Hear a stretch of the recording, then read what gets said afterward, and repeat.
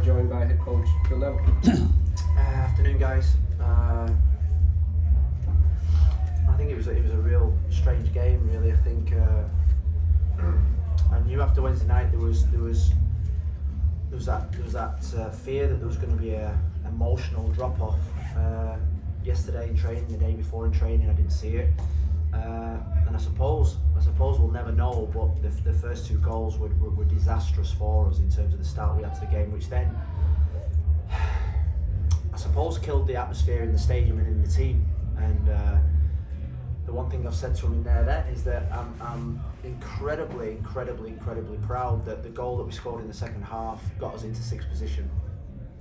And I think that's testament to the fact that, you know, if you take small wins, we lost the game pretty convincingly. But if we take small games, we won the second half. We were a bit better in the second half in terms of our control. We did create some opportunities, I felt, but we played against a really good team, and that really good team just in the first 10 minutes won the game, really, and then we couldn't recover from that. Then we got ragged, and it was a real struggle after that until we got to half time. And you know, I've got to say that, you know, the big push from the team has been to get into the playoffs, and the challenge now is that when you want to be one of the best teams, or you want to be the best player, the best players know how to go week in, week out, regardless of success or no success. And for this young team, they've got inexperience of playing massive nights on Wednesday, then going again on Saturday, and then so it was a big learning curve for us.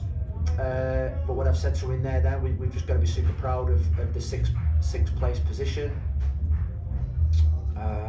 And now is where the fun begins. We've probably, alongside we're probably the only team that's been in playoff mode for the last month or two. We've had to win every single game.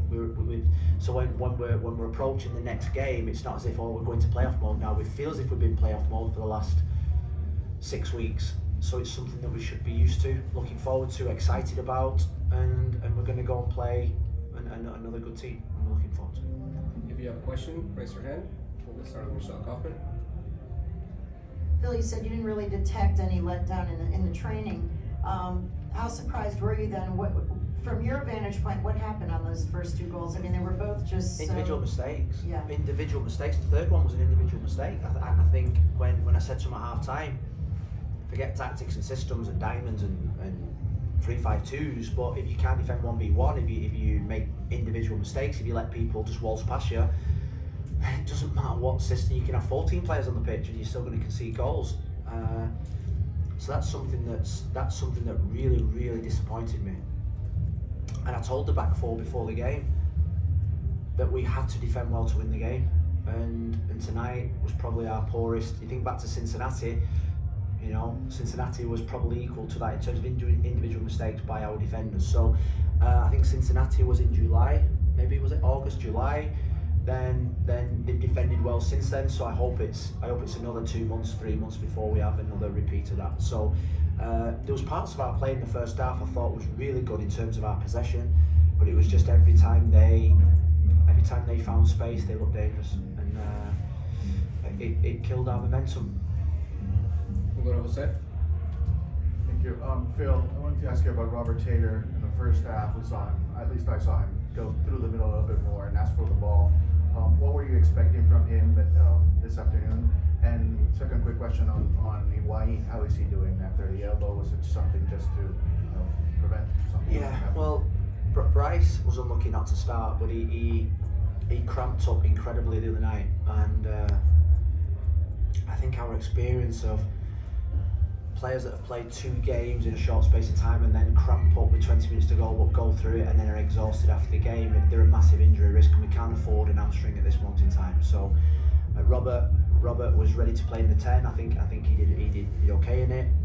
He got Gregory back in the team, which we needed, and I thought Indiana, after his performance against Orlando, thoroughly deserved to stay in the team. So and like I say, I think in the first, taking out their goals, I thought Lassiter, Higuain, I thought we looked really dangerous on the counter attack, but the start of the game was disastrous.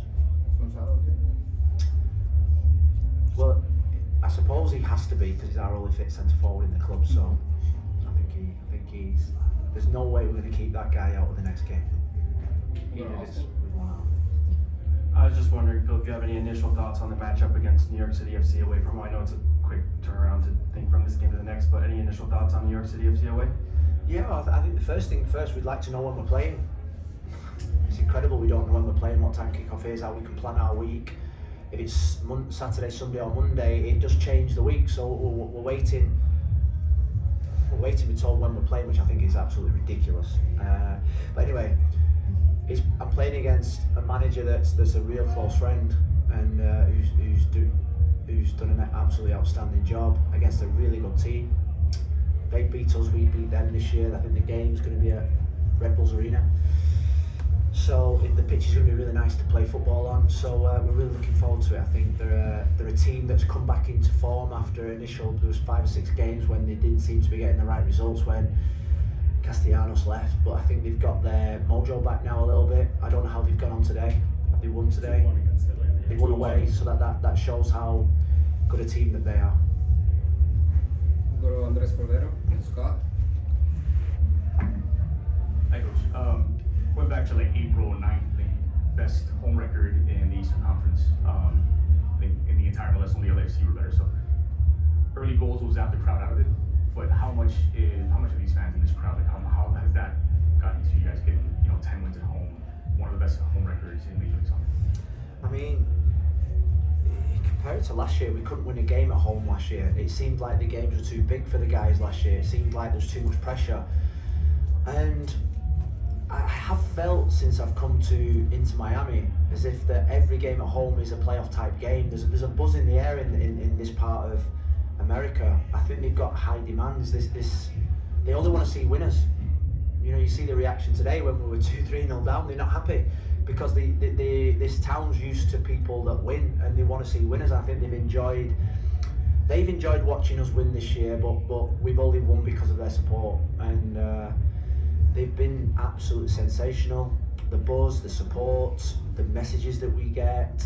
They stay outside and we sign autographs for hours and hours after the game. They just live and die.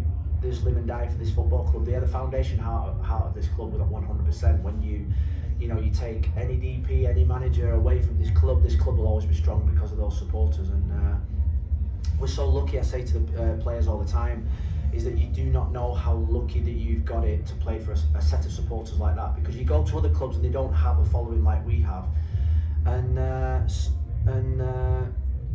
that's probably why we so desperately wanted a home playoff.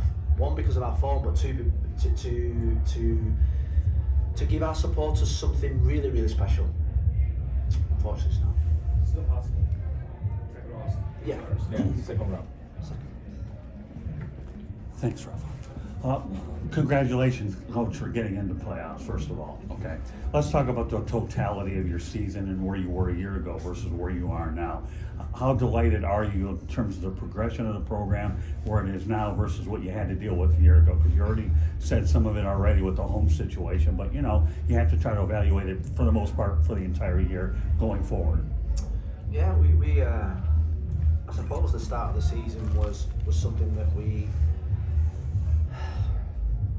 didn't want, but we knew would happen. It was an adaptation period, integration period. We were getting to know the players in terms of their adaptation to MLS. We had injuries, and then there was that period from New England when we saw really what we recruited, and then I suppose the turning point in the season has been Gonzalo Higuain, the DP that's took this team on their back and has performed incredibly.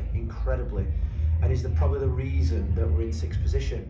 You think about an ingredient of a cake. You've got the base and all the ingredients, but he is the cherry.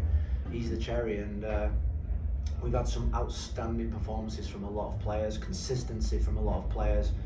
I feel as if we've got the best goalkeeper in the MLS, or we've got the best goalkeeper in the MLS. I think McVeigh's had an outstanding season.